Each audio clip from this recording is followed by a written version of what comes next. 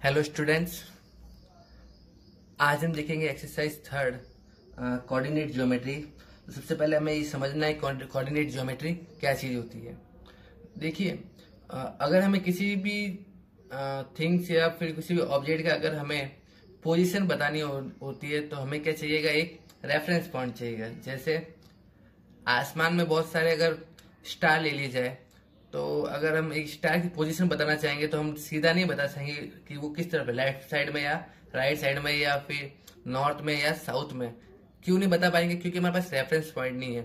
लेकिन अगर हमारे पास रेफरेंस पॉइंट, हम क्या ले ले, सन ले ले। अगर सन ले लेते हैं, अगर हमने पूछा कि ये जो स्टार है,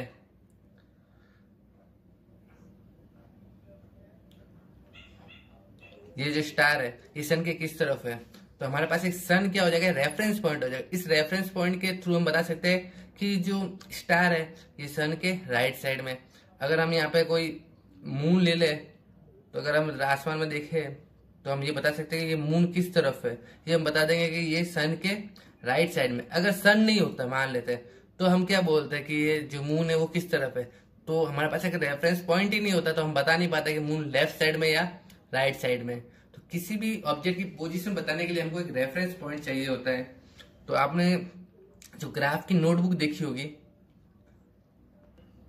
जो ग्राफ की नोटबुक होती है, जो ग्राफ होता है वो इस टाइप से होता है। यहाँ पे लाइंस बनी होती है, जो वर्टिकल हो और हॉरिजेंटल हो उसको एक दूसरे को कट करती है। तो यहाँ पे छोटे छोटे बॉक्स बन जाते हैं। ये बॉक्स हमेशा इसकी जो लेंथ होती है, डायमेंशन होती है, वो 1/1 की होती है, 1/1 सेंटीमीटर की होती है। तो अब हम अगर यहाँ पे कोई पॉइंट जैसे P लिख दिया हमने, हमें इसकी पोजीशन बतानी है, तो हम क्या करेंगे, ये जो दो लाइन हमने यहाँ पे बनाई है, एक्स एक्सिस बोलते हैं इसको, वाई एक्सिस बोलते हैं, ये दोनों एक दूसरे को कहाँ कट करते हैं, ओरिजिन। ओरिजिन के रेस्पेक्ट में हमें क्या बताना है, P की पोजीशन। तो हम क्या करेंगे, हम ये देखेंगे एक्स पे कितना दूर है, 1 2 3 4। एक्स से तो 4 यूनिट डिस्टेंस है इसकी, और वाई से कितनी है, देखिए 1 2 3। तो वाई से 3 यूनिट डिस्टेंस है। तो अब हम इसकी पोजीशन बता सकते हैं। लेकिन अगर यही बुक में अगर कहीं पॉइंट बना दिया होता तो हम नहीं बता पाते। क्यों? हमारे पास कोई रेफरेंस पॉइंट ही नहीं था।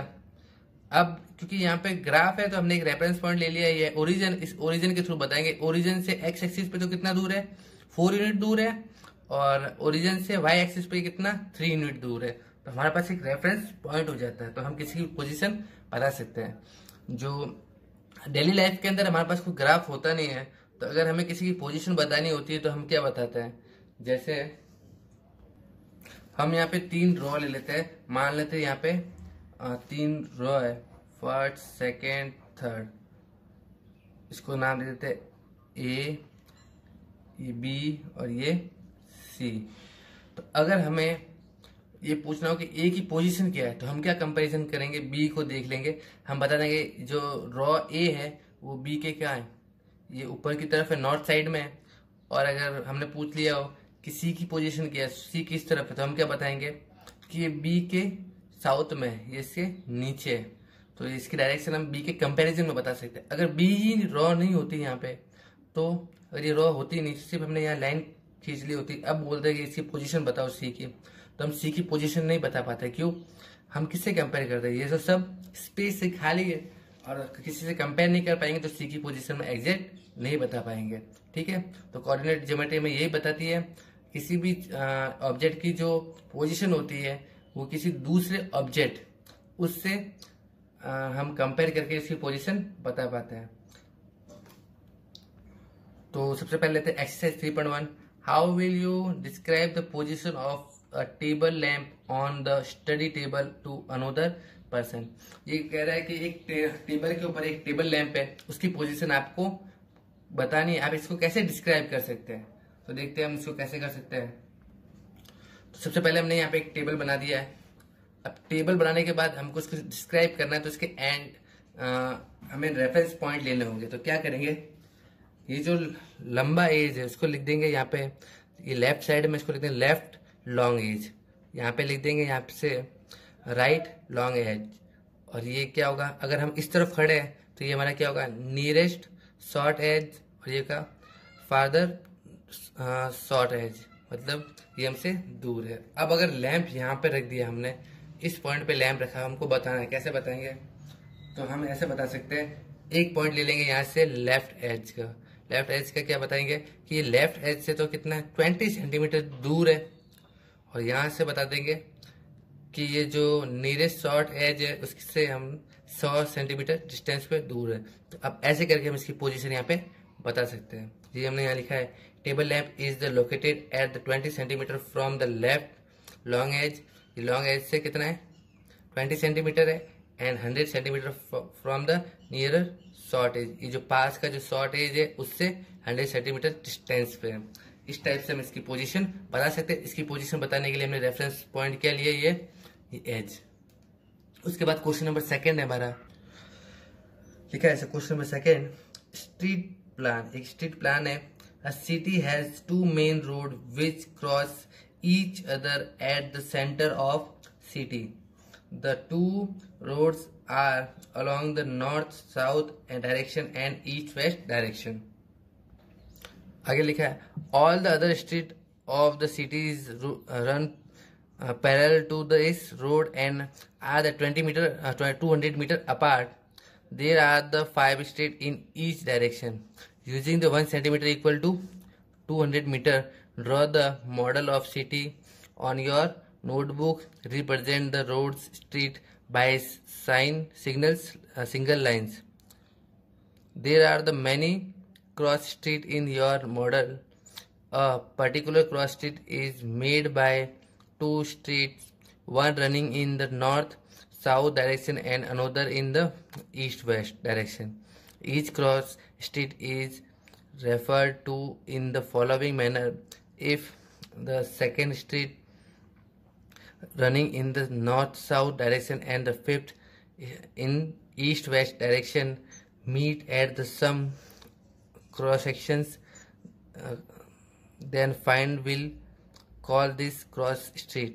Using this conventions find, आपको क्या फाइंड आउट करना है, how many cross street can be refer to 4,3। एक तो ये क्वेश्चन हो जाएगा। सेकंड क्वेश्चन का, how many cross street can be refer to 3,4। तो कैसे आपको उसको फाइंड आउट करना है, तो इसने एक चीज बताई यहाँ पे कि यहाँ पे दो मेन रोड है। जो यहाँ पे रेड कलर की जो स्ट्रीट बनाई है, ये जो मान लीजिए यहाँ पे ये मेन दो रोड है। यहाँ बोल रहा है कि इसने 5 स्ट्रीट है जो एक दूसरे कितने डिस्टेंस पे है, 200 सेंटीमीटर पे डिस्टेंस पे है। यहाँ से भी ये 200 डिस्टेंस है, तो ये भी 200, ये भी 200, ये भी 200, ये भी 200। इसी टाइप से ये भी इनके बीच में डिस्टेंस कितना है, 200 का डिस्टेंस है। अब ये पूछ रहा है कि इन लाइन्स के पैरेलल 5 और स्ट्रीट है छोटे छोटे। तो 1 2 3 4 5 छोटे छोटे स्ट्रीट बना दिए हमने यहाँ पे। अब क्या है, इसके भी पैरेलल बना देते, 1 2 3 4 5 स्ट्रीट हो गए यहाँ पे। अब ये इसको कट कर रही है। अब इसने बोला है कि 2 5 को हम कैसे रिप्रेजेंट करते हैं। ये जो नंबर 2 है ये हमें ये बताएगा कि ये जो लाइन है, ये लाइन 2 वाली किसके पैरेलल है, ये नॉर्थ टू साउथ के पैरेलल है। और जो 5th वाली टर्म है वो किसके है, ईस्ट टू वेस्ट, यानी पीछे वाले नंबर को ईस्ट टू वेस्ट यानी ये वाली लाइन लेनी है, और आगे वाला नंबर है उसको ये वाली लाइन लेनी है। तो क्वेश्चन क्या बोला था इसने, 3 5 किसको, तो 4 है। 4 आपको किसके रेस्पेक्ट में देखना है, ये आपको देखना है नॉर्थ टू साउथ। तो नॉर्थ टू साउथ कौन सी लाइन जा रही है, ये वाली। तो इन लाइन्स के अंदर कौन सा 4th नंबर, तो 4th वाली लाइन ये हो जाएगी। तो ये वाली लाइन हमें नॉर्थ टू साइड 4 नंबर वाली देखनी है। पीछे लिखा है 3, तो 3 कौन सा हो जाएगा, ईस्ट टू वेस्ट में 3 कौन सी, ये। तो ये दोनों लाइन कहाँ कट करती है, यहाँ पे। तो इसको हम लिखेंगे 4,3। एक पॉइंट हमारा ये हो गया। ये पूछ रहे हैं यहाँ से कितने स्ट्रीट क्रॉस करती है, तो यहाँ पे एक यूनिक स्ट्रीट ही क्रॉस करेगी। कौन कौन सी, ये 4 और यहाँ से 3rd। इसके अलावा कोई दूसरी स्ट्रीट यहाँ पे क्रॉस नहीं करी। ऐसा नहीं कि सेकंड भी यहाँ से निकल रही है, नहीं हो रही। यहाँ से सिर्फ 4 और 3 ये जो एक यूनिक क्रॉस स्ट्रीट है जो आपस में क्रॉस कर रही है। वैसे सेकंड पूछा इसने 3rd 4th। 3rd 4th कहाँ पे है, जो 3rd है वो नॉर्थ टू साउथ होगा। तो 1st 2nd 3rd north to south ये है, यहाँ पे कहीं ना कहीं होगा। तो दूसरा पॉइंट देखते हैं हम 4th, ये है east to west. East to west में 4th का है, ये वाला लाइन 4th है। तो ये यहाँ पॉइंट बन रहा है, दोनों यहाँ पे कट कर रही है। तो यहाँ से भी एक यूनिक लाइन होगी जो आपस में क्रॉस करेगी। इसके अलावा कोई दूसरी लाइन जैसे कि S5 है वो यहाँ पे क्रॉस नहीं करेगी, वो ऊपर किसी दूसरे पॉइंट पे करेगी। तो यहाँ से भी एक यूनिक क्रॉस स्ट्रीट बनेगी।